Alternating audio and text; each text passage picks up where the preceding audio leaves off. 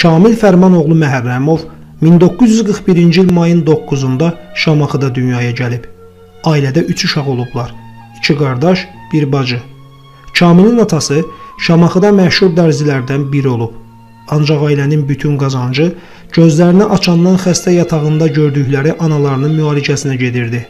Bu səbəbdən də Kamil hələ balaca ikən ailə Bakıya köçür. Bakıda böyüyür. Yeniyetməlik yaşına burada çatır.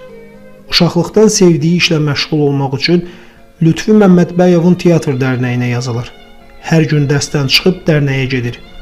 Bu uşağın hədsiz marağı Lütfi Məmmədbəyovun diqqətini çəkir, onun istedadlı olduğunu hiss edir.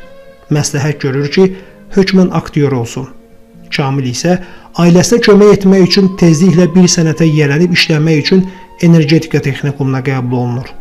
Lakin günlərin birində sənədlərini yenidən hazırlayıb İncəsənət İnstitutuna verir.